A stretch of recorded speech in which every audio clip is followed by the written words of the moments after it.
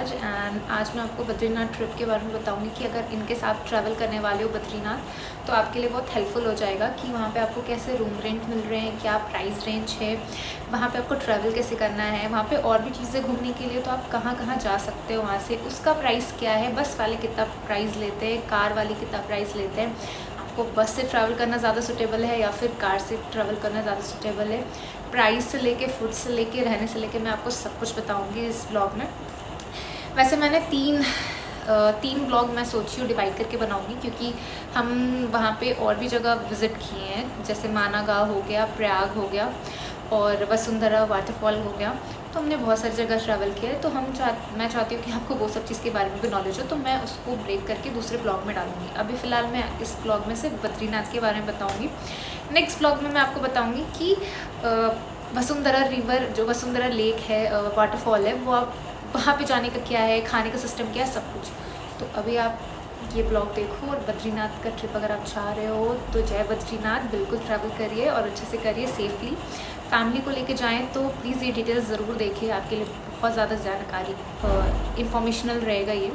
सो जय बद्रीनाथ। और please like, share, follow, subscribe तो ज़रूर कर लेना। Thank you so much for इतना सुनने के लिए। तो स्टार्ट करते हैं अपना ब्लॉग। Bye bye. फिलहाल तो हम लोग लक्ष्मी नगर में हैं और हम वेट कर रहे हैं पूरा प्रॉपर मेट्रो के लिए।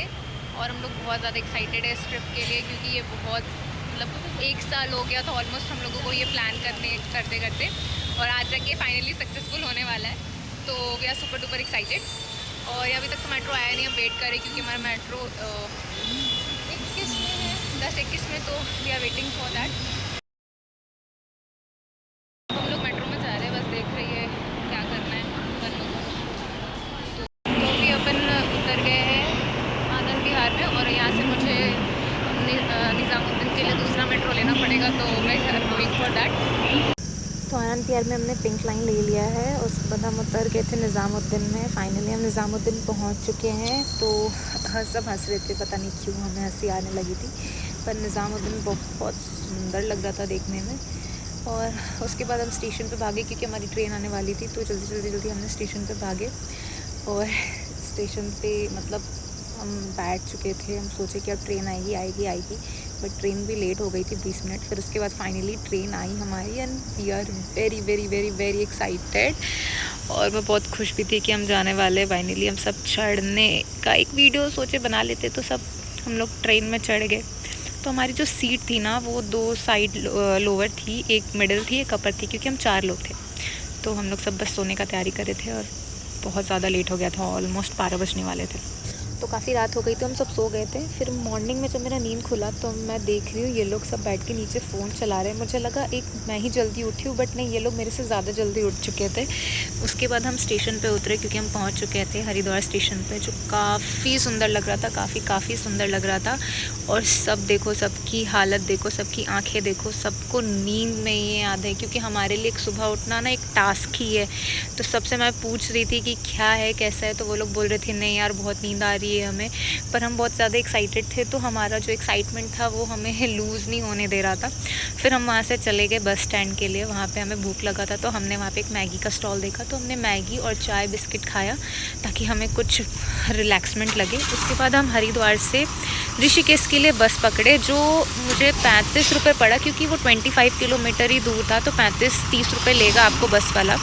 फिर देन हम जब ऋषिकेश पहुंच चुके थे तो फिर हम ऋषिकेश से बस पकड़ते, जो 289 किलोमीटर था बद्रीनाथ से। तो वहाँ पे आपको कुछ चार्जेस 700 to 600 पड़ेगी अगर आपको ऋषिकेश से बस लेके जाना है। पर हमने बहुत बड़ी गलती की थी बस से जाके, क्योंकि आपको एक बैठना 12 घंटा एक ही जगह पे बहुत ज़्यादा हैक्टिक हो जाता है। और मतलब आपको वॉमिटिंग का दिक्कत है तो आप बिल्कुल बस से ट्रैवल मत करना। अगर आपको कार वगैरह बुक करना है तो आपको वो 10,000 रेंट पड़ेगा बद्रीनाथ तक का, तो वो सोच समझ के करना। अगर आप दोनों में कंफर्टेबल हो, अगर कम प्राइस चीप प्राइस में जाना तो आप बिल्कुल बस को अफोर्ड कर सकते हो। बट हमें नहीं पता था, हमें लगा था कि यस हम पहुंच जाएंगे, 6-7 घंटे की तो बात है, हम तो उतना ट्रैवल करते हैं। बट ये 12 से 13 घंटे हमें लग गया था बद्रीनाथ पहुंचते पहुंचते, और हमें ऐसा लग रहा था कि अब हम ज़िंदा नहीं बचेंगे पहुंचने से।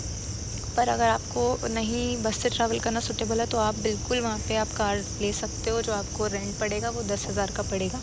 उसके बाद हमें भूख लग गई थी तो हमने बस को बोला रोकने के लिए, सबके लिए रोका था और फिर हमने वहाँ पे खाना खाया। बहुत टेस्टी खाना था बीच में, और मुझे रेस्टोरेंट का नाम तो याद नहीं है बट खाना बहुत टेस्टी था। उसके बाद हमें रिफ़्रेशिंग होना था तो हमने कोल्ड कॉफ़ी पिया, और ये देखो पीछे कप पे लड़ा रहे दोनों। फिर हम सोचे कि यार अब पहुंच जाएंगे, अब पहुंच जाएंगे, अब पहुंच जाएंगे, बट हम पहुंच ही नहीं रहे थे। हम सोच रहे थे कब पहुंचेंगे, ऐसे बीतते बीतते 6 घंटे 7 घंटे 8 घंटे बीत गए पर हम पहुंचे नहीं थे। बट व्यू देखो गाइस, व्यू देख के मतलब इतना मन खुश हो जा रहा था, इतना ज़्यादा खुशी हो रहा था, मतलब मैं बता नहीं सकती इतना सुंदर।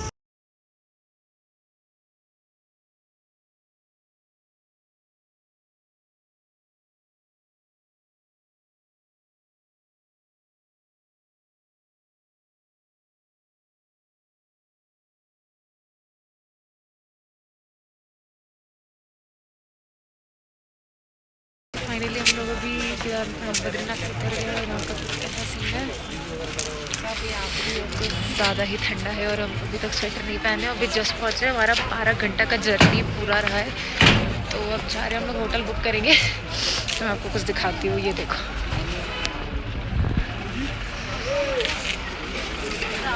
मतलब इतनी सुंदर जगह, इतनी सुंदर जगह इस दुनिया में एग्जिस्ट भी करती है।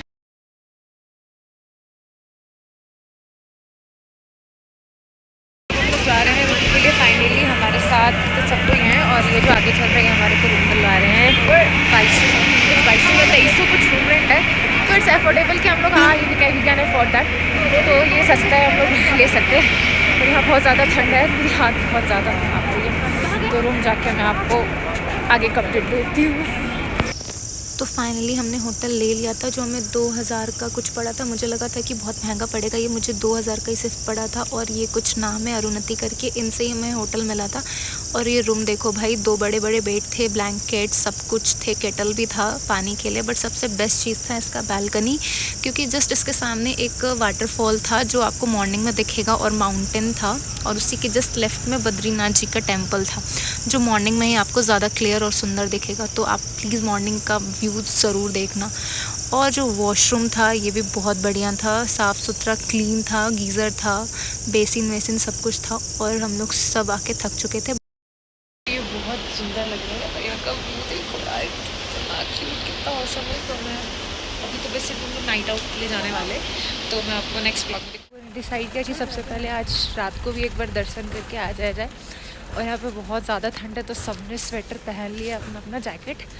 और अभी जा रहे हैं बद्रीनाथ जी का दर्शन करने के लिए, और हम कल भी करेंगे, पर हम परसों भी करेंगे। हम 2 दिन के लिए 10 स्टे करने वाले, तो अभी जा रहे हैं। फिलहाल तो पहला दर्शन हो जाए, 10 बजे रात तक खुले रहता है बद्रीनाथ जी का पट, तो आप चाहे तो दर्शन कर सकते हैं। तो अभी हम वहीं जा रहे हैं दर्शन करने के लिए।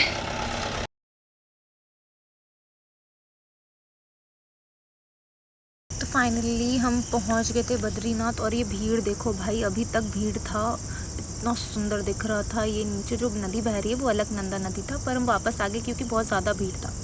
तो अभी हम लोग जस्ट दर्शन तो नहीं हुआ क्योंकि बहुत ज़्यादा भीड़ थी। तो अभी हम लोग एक होटल में आए हैं, जो नॉर्मली होटल है, नाम है उस होटल का कृष्णा होटल। तो अगर आप यहाँ आए तो यहाँ का खाना बिल्कुल टेस्ट करो, बहुत अच्छा रहता है। अभी तो हमने पूरा नहीं चला, पर हम वेट कर रहे हैं। हमने यहाँ पे डोसा ट्राई किया है, तो आप लोग यहाँ पे डोसा बिल्कुल ट्राई मत करना, क्योंकि डोसा बहुत बकवास है। बाकी चाउमीन 1 नंबर है। बाकी अभी हम लोग फिर से फ्राइड राइस ले रहे हैं, तो देखते वो कैसा है। और अभी हम लोग फ्राइड राइस ऑर्डर करें, चाय भी अच्छा है, डोसा बहुत बेकार है, प्लीज़ ट्राई मत करना। और फाइनली सुबह हो गया था और मैं रेडी हो गई थी। देखो मैं कितनी सुंदर दिख रही हूँ स्वेटर और मफलर पहनने के बाद। मैं पता नहीं क्यों स्वेटर में बहुत सुंदर दिखती हूँ। और मैं आपको दिखाती हूँ बाहर का व्यू, जो मैं आपको कल बोल रही थी। ये देखो, ये है मॉर्निंग व्यू, कितना प्यारा लग रहा है, कितना ज़्यादा प्यारा लग रहा है। मतलब मैंने ना सोचा नहीं था कि इतना सुंदर लगेगा। और हर ऊपर देखो आइस भी जमा हुआ है, पूरा बर्फ़ है, इतना सुंदर दिख रहा था, इतना सुंदर दिख रहा था। मन कर रहा था कि मैं बालकनी में बैठे रहूँ दिन भर। वो देखो सामने एक वाटरफॉल, मैंने आपको जो बोला था वो है। और ये हूँ मैं, क्यूट सी, क्योंकि हम जा रहे हैं सुबह सुबह दर्शन करने, क्योंकि कल रात में हमने पूरा प्रॉपर दर्शन नहीं किया था। तो आज हम जा रहे हैं दर्शन करने के लिए। ये मॉर्निंग का टाइम है और बहुत ज़्यादा ठंड है। पता नहीं यहाँ के लोग कैसे सरवाइव करते इतने ठंड में।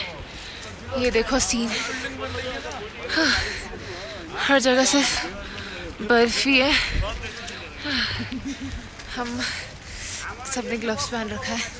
मेरा एक हाथ खुला हुआ है क्योंकि मुझे ब्लॉगिंग करनी पड़ रही है इसलिए। हाँ, बाकी बहुत ज़्यादा ठंड है। मेरी तो नाक लाल, आँखें सब लाल हो गई है। तो ये सब हमारे साथ जा रहे हैं। कैसा लग रहा है इतना ठंड में? कोई बोलने की उम्मीद में ही नहीं है। तो हम लोग सब अब जा रहे हैं, मिलते हैं मंदिर के अंदर। वहाँ पे एक तप कुंड है ना, उसमें हम हल्का सा बस तप लेंगे और फिर चलेंगे अंदर, क्योंकि उसके अंदर उतरने की हिम्मत नहीं है हमारे अंदर, क्योंकि वो बहुत ज़्यादा गर्म है। और पता नहीं है, अलग ही चमत्कार है कि इतने ठंड में उसका पानी इतना गर्म रहता है। तो बहुत आश्चर्य की बात है। तो चलते हैं, देखते क्या। वहाँ पे ऑलरेडी इतनी ठंड पड़ रही थी और हमें खाली पैर जाना पड़ रहा था। नीचे मार्बल लगा था, इतना ठंड लग रहा था पैर में, मतलब पूछो मत। भगवान कसम, हमें भगवान ही याद आ रही थी उस टाइम पे। पर मंदिर को देखने के बाद हमें लगा यस हम पहुँच चुके हैं, तो अभी रहन देते हैं ये सब चीज़ें।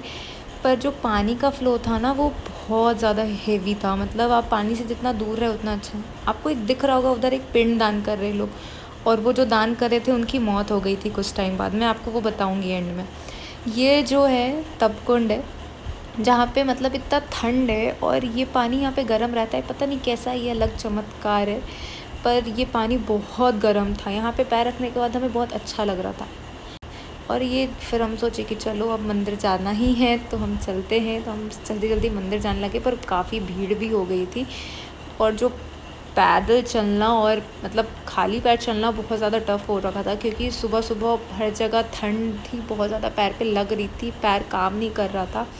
पर हम मंदिर पहुंच चुके थे, काफ़ी भीड़ भी हो रखी थी। और ये देखो, फाइनली मैं आपको मंदिर दिखाती हूँ। ये देखो, मतलब सुकून लगा देख करके कि यस हम पहुंच गए। और ये रास्ता था जहाँ से हमें मंदिर के अंदर जाना है। और यहाँ पे देखो काफ़ी भीड़ लगी थी, पर दर्शन बहुत आराम से हुए थे हमें, कोई दिक्कत की बात नहीं थी। ये जो मैं आपको वीडियो दिखा रही हूँ वो बैकग्राउंड का है, मंदिर के पीछे साइड का, क्योंकि मंदिर के अंदर वीडियो बनाना अलाउड नहीं है, तो इसलिए मैंने वीडियो नहीं बनाया अंदर। और ये बाहर का सीन है, तो आप बिल्कुल जाएँ, बहुत सुंदर है। ये मैं हूँ मैं सोची कि चलो थोड़ा सा और वीडियो दिखा देती हूँ। काफ़ी हम लोग वहाँ से निकले और भीड़ काफ़ी हो गई थी।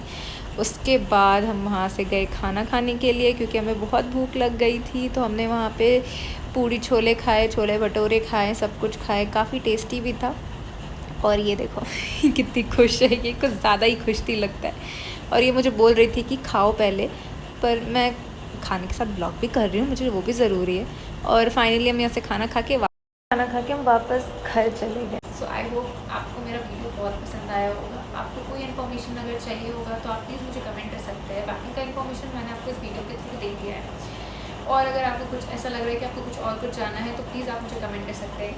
आप मुझे सब्सक्राइब करें, फॉलो करें, लाइक करें। इंस्टाग्राम में मेरा जो आईडी है वो RajAlisha49 है, तो आप वहाँ पे मुझे फॉलो कर सकते हैं। हाँ, मैंने बीच में बोला था कि 2 लोगों की शरीर शांत हो गई थी।